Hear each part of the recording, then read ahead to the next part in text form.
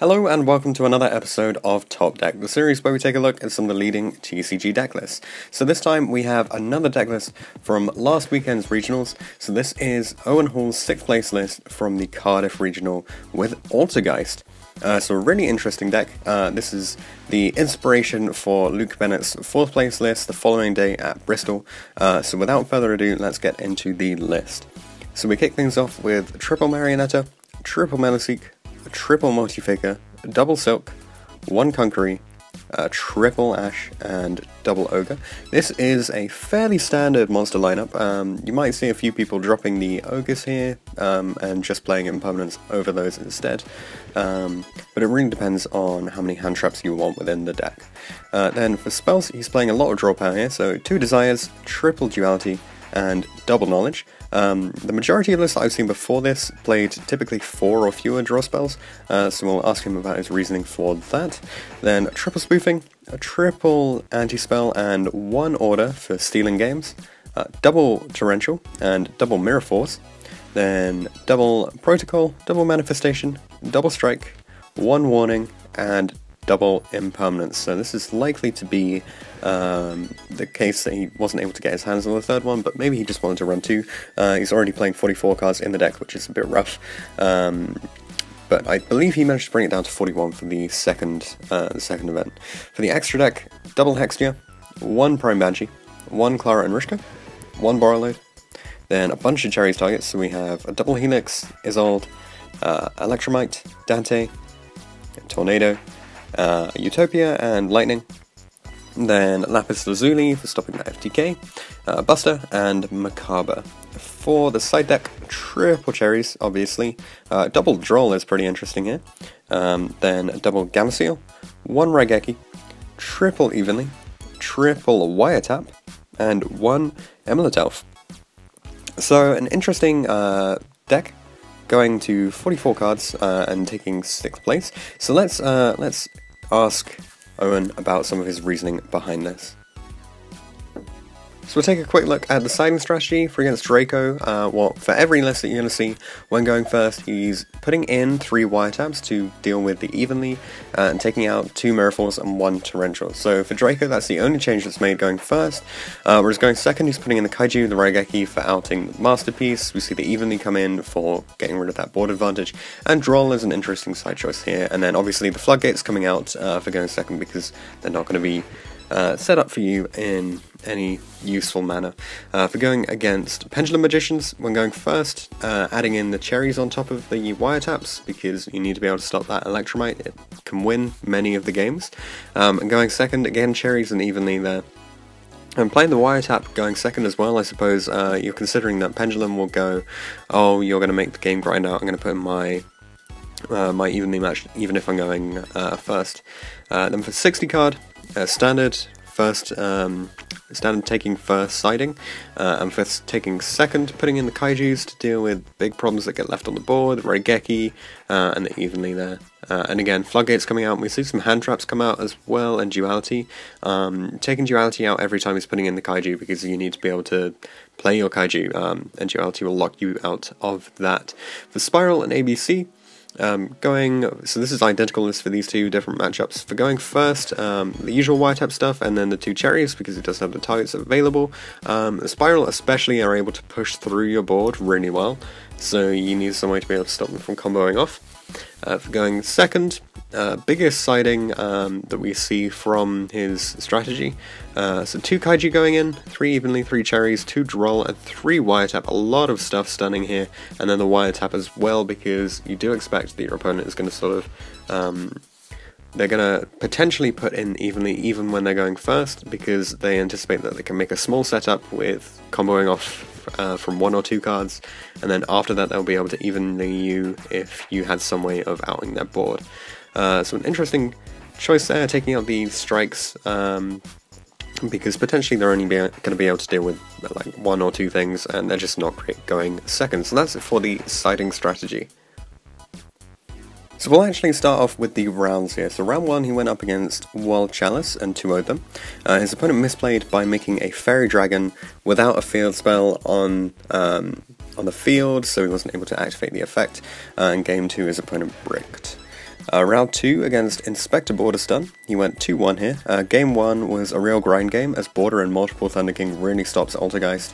However, he managed to set a Conquery, which his opponent couldn't get over. After many turns of back and forth passing, his opponent eventually drew a Moon Mirror Shield and basically won the game from there. For Game 2, he went first and Ash Demise, bounced his opponent's set cards, and basically controlled the game from there. And in Game 3, he drew an evenly matched and just blew out his opponent. For Round 3, against Nightmare ABC, going 1-1 here. So we went first, Game 1, opened up a Marionetta and Anti-Spell, and Faker Access, which is really good. Game 2, his opponent set up the Nightmare lock with Griffin and Buster. Owen managed to break the lock over the course of 2 or 3 turns. However, he eventually misplayed whilst attempting to loop the Conquery, missed its activation timing, allowing his opponent the damage to take the game, so ending on 1-1 there. Round 4, against 60 card Lightsworn, he went 2-0. He had an Ash for his opponent's Predator Plant both games, and his opponent had no follow-up from there. Round 5 against Pendulum FTK, he went 2-0.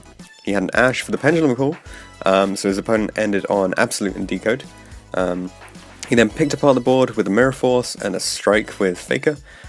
Game 2, his opponent went first, but he had Ogre, Ash, and Droll, so pretty soon his opponent's turn was over, and the remaining cards were Marionetta and Faker Access, so that's really strong.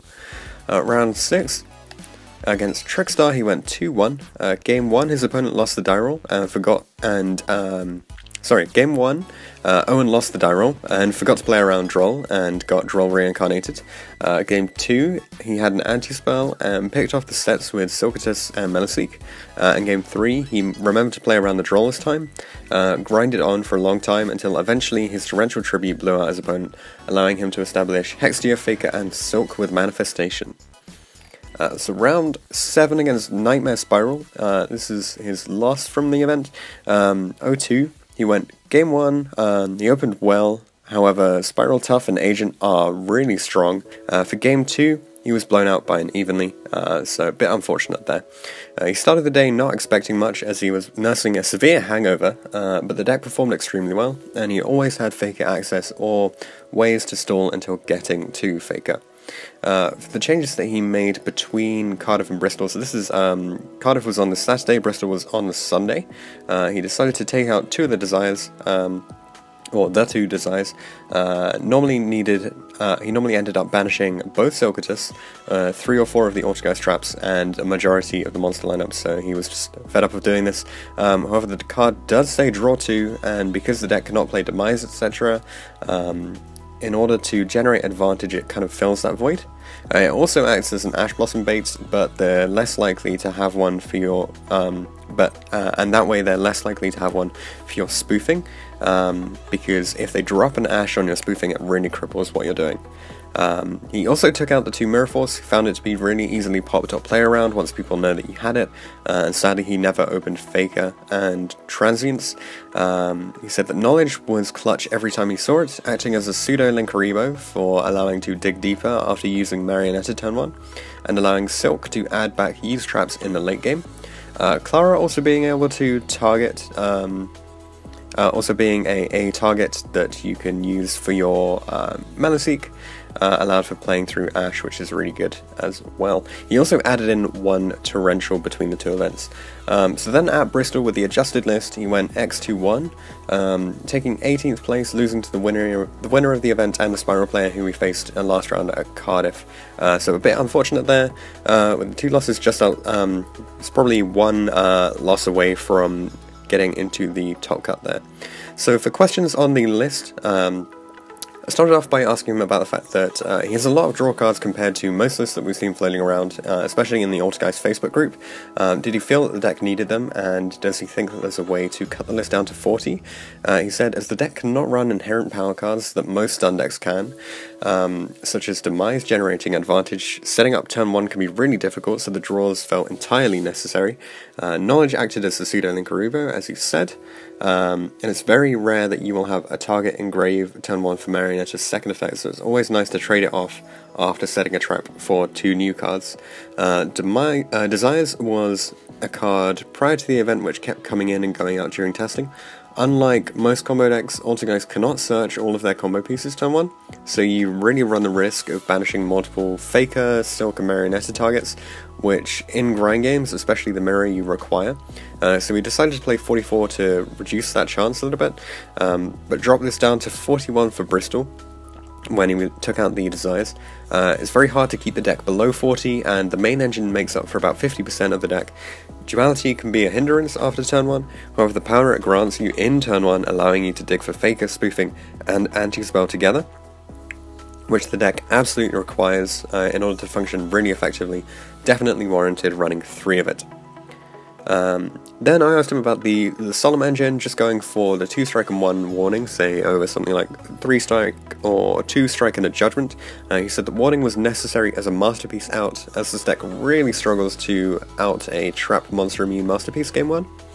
He chose to play more torrential than strike as sometimes you may not have a monster on board, but a Faker in hand, and Torrential acts as mass removal, whereas Strike can only realistically stop one summon unless you're facing against something like Pendulum. The life point cost was also another reason he didn't want to play 3 Strike. He likes to take a bit of damage, conserving his... He'd rather take a little bit of damage, conserving his multi-Faker for the end phase, so that he can summon a Silk and set up Hextia for the next turn. He couldn't find a Judgment, so there was never really any chance that he'd be able to test with it, but it's another out to the deck's biggest problem cards, so he felt like the card has too much of a, cost, and doesn't achieve what the deck needs to do, which is simplify the game state as early as possible. There is no dedicated spell or trap removal within this list, which is something that I brought up about Luke's list as well. They're obviously based upon the same concepts, and asked him if he'd consider playing something like Nightmare Phoenix in the extra as potential spell or trap removal, or if he'd put in any dedicated spell or trap removal. He said, going first, you obviously don't need it. If you open well with Anti-Spell and Faker access, you could just bounce the 2 sets and use Metaseek to remove another.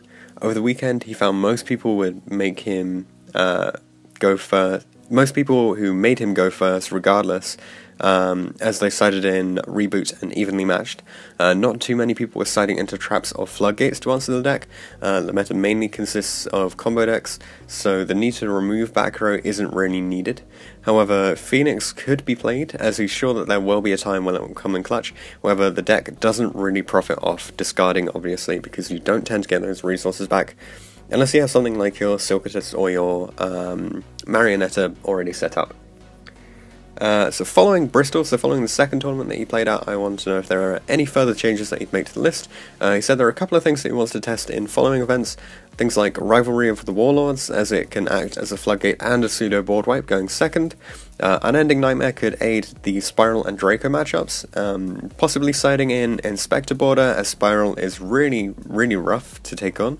Obviously once he gets Linkarubo, he's considering putting in things like Scapegoat, as it prevents OTK from Red Reboot, and it gives you access to Skull Dread. And OTK potential in even more Tromare combos with Unicorn and Cerberus, which allows you to draw 2 for turn whilst being able to Torrential on your opponent's turn. So really strong options that will be coming in once we get access to Linkarubo and maybe play around with Scapegoat a bit there. A couple more comments. He said that he played Wiretap over Red Reboot, as Reboot is only good in decks which can OTK, and most of the deck can realistically put out without... the most damage that the deck can put out without Emelotef is 7700, meaning that you've given your opponent basically a free trap, because you can't finish them off that turn. People often hold their Reboot for turn 3 so that they can OTK you, meaning you have time to make Wiretap live, and it also means you can play into an evenly. The best feeling of the weekend was wiretapping a warning in time. So we want to make some shout-outs. Shout-out to Luke Bennett and Greg Johnson for hooking him up with Infinite Impermanence, James Lloyd for letting them crash, Pete Gallagher for the ride home, and the rest of the Worcester group for managing to collect 5 tops over the weekend and for testing. So thanks very much, Owen, for sharing your list. It looks pretty solid, and congratulations on taking 6th place at the Cardiff Regional, and good luck to you in future events. Thanks for watching this episode of Top Deck. If you have any comments or suggestions that you would like to make, leave them in the comment section down below. Check out the description for details of how you can get involved in this series. You can enter by voice interview, or instead you could just send all of your information over Facebook Messenger. Anything like that will be absolutely fine. If you want to see anything in particular from the upcoming series, then be sure to get in touch, and I'll see you guys in the next video.